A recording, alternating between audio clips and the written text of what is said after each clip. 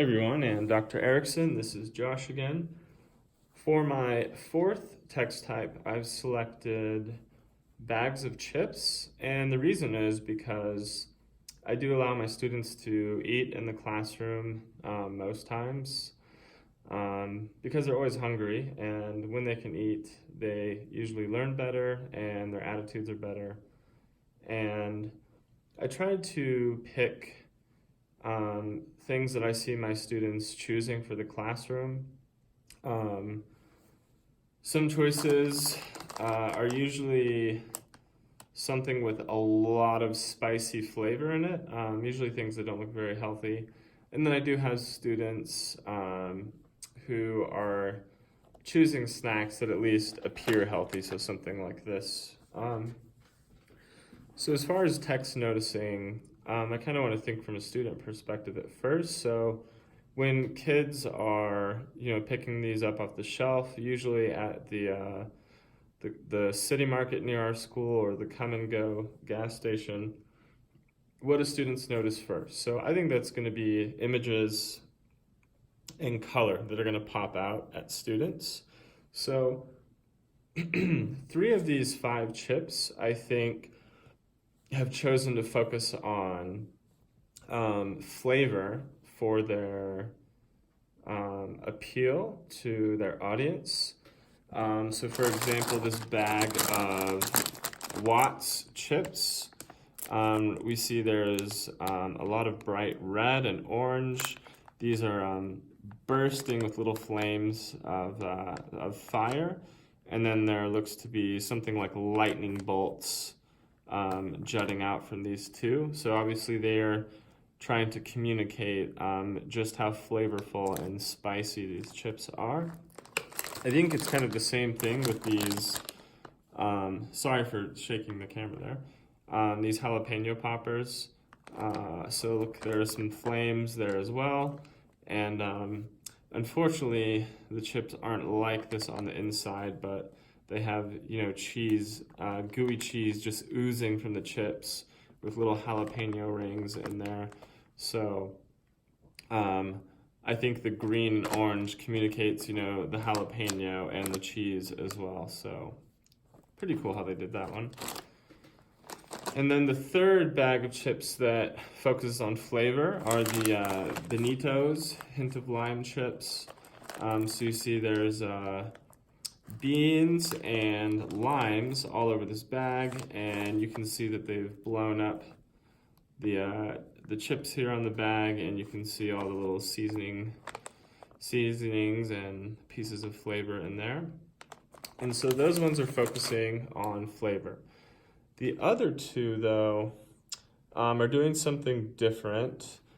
I would say that the Boulder Canyon chips are more like, they want to communicate where these chips are coming from. So of course, these are coming from Colorado, made in Colorado. And then as you can see, they have the chips situated, I think, to resemble like the foothills of Colorado near Boulder. And so there's like the trees in the front and then the mountains in the back. And these could also be like those, those ridgeback rocks, like red rocks or something like that. But I think they really want to focus on the fact that the chips are coming from Colorado. Lastly, the Terra chips. If you just look at the photograph here, you can see that this is like very classy, the way that they've stacked the chips. And they have this wood grain beneath them and the way the light is coming in. And I think there is a little bit of appeal to nature here with the plantains in the back with some slices resting up against those, and then the picture of the coconut there. So I think they want to communicate that these are natural chips, maybe like, in the Boulder Canyon chips, they have those sitting in nature. But also that you will feel quite classy and high society if you're enjoying these Terra plantain chips. So aside from the images, I guess we can look at the titles. and the fonts that they chose. So I think these two on the left, as you can see, have a kind of a cartoony effect with this Watts font and this font down here. And then the jalapeno poppers have a very cartoony kind of font. So I suppose you could argue that these might be targeted more to a younger generation. And then I suppose that there's a little more like maturity and professionalism in the way that the text and titles are organized here for Boulder Canyon and also for the plantain chips. And then the Bonitos, I think, are kind of like somewhere in between. Obviously, there's a little bit of fun communicated with these fonts, but they're not all the way to the end of being cartoony fonts targeted toward children.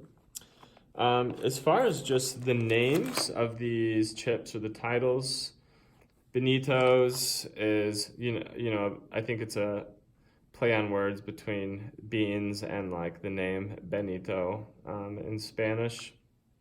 So I think they're all about fun. Watts is a pun, I believe, on like, the electrical power of a watt with all the lightning bolts here. Hares is the name of the company, but jalapeno poppers is pretty straightforward.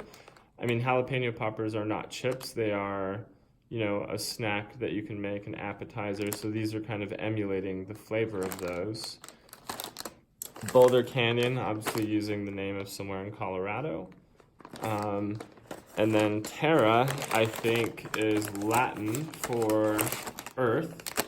So they're telling you that these are chips from the earth.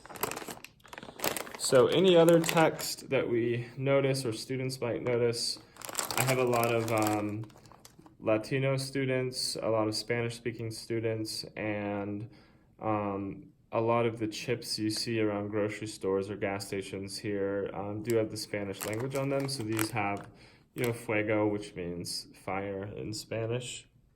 And they also have new on here for those who might be daring enough to try something so spicy. And then they remind their audience that these are from the makers of Takis. And I see this style of chip in my classroom a lot too. Let's see.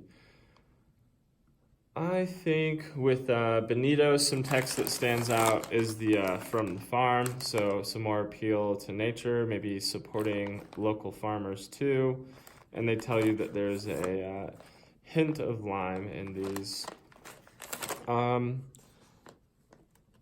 There's a lot of text on these Terra chips, so real vegetable chips. These are from plantains, not just bananas. There's sea salt in here, and it's made with, they're made with coconut oil. All right, so other than that, what we see on the front, there are some interesting things. This is actually something I never noticed before until I started looking closely at these chips. But some of these have a vegan seal with the V in the circle there. And then there's this K with the dairy, so I'm not really sure what that means. I might need to look that up, but I see this appearing on a couple of the chips here. And then also non-GMO verified seal. This appears on a few of the chips. But I think we can start looking at the back. So sorry, this is going to be a little crinkly.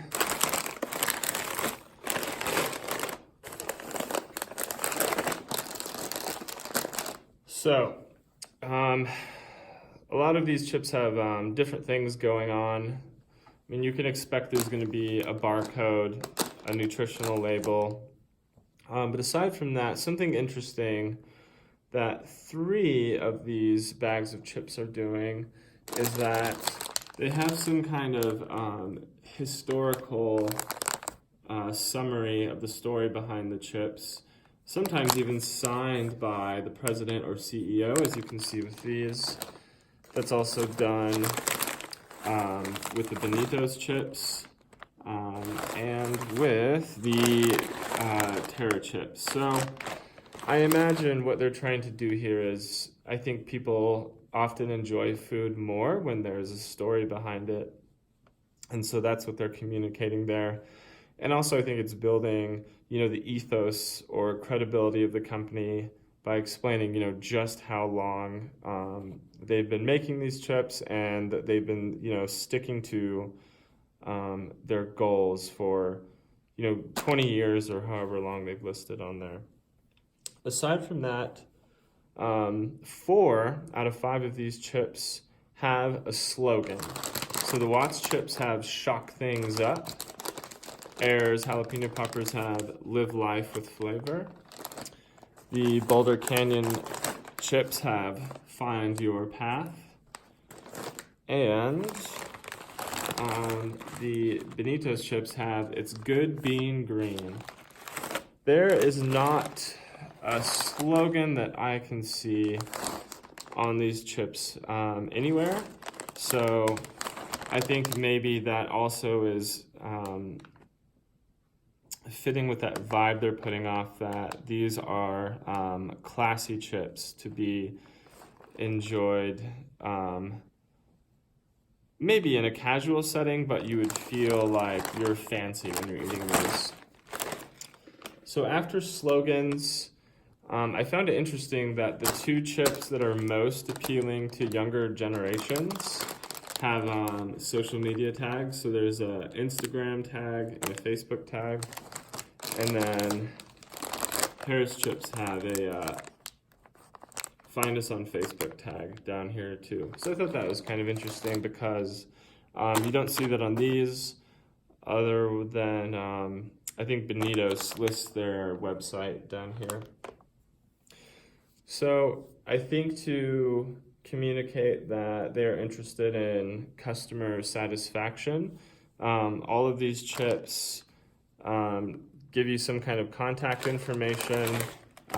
So maybe if you aren't satisfied or you have suggestions, they have like a 1-800 number, sometimes an email, sometimes an address, so somewhere that you can contact them.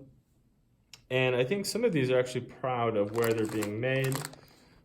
These are being made in Mexico, so maybe that adds a little bit of authenticity to the spiciness. And the plantains, I think, are coming from Honduras, which is pretty cool. So, I think eating these, you would feel like you're eating something exotic. Aside from that, all of these are going to have ingredient lists and nutritional labels.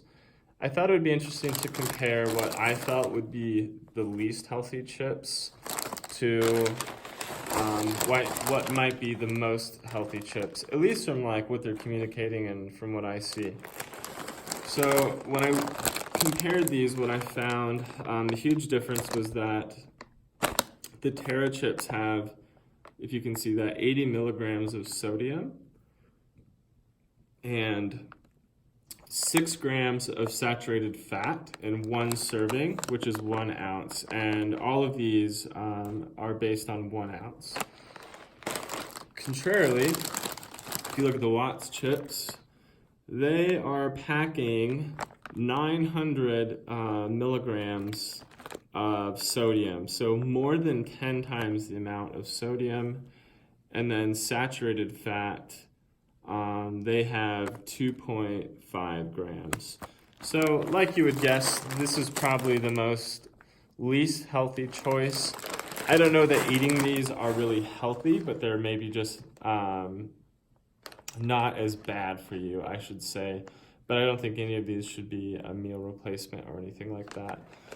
So as far as keeping chips in a library, you're supposed to eat chips. So I think I could store these with flattened bags and find some interesting way to store them. Maybe put them in transparencies in a binder or something like that. I think that would be cool.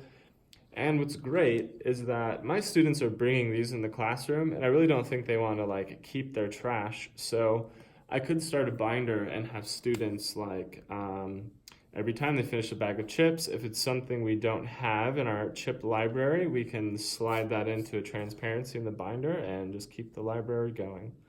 Well, that's it. Thank you for listening. Next up will be my fifth type of text. Not really sure what I'm going to do, but I'm hoping to have that figured out by next week.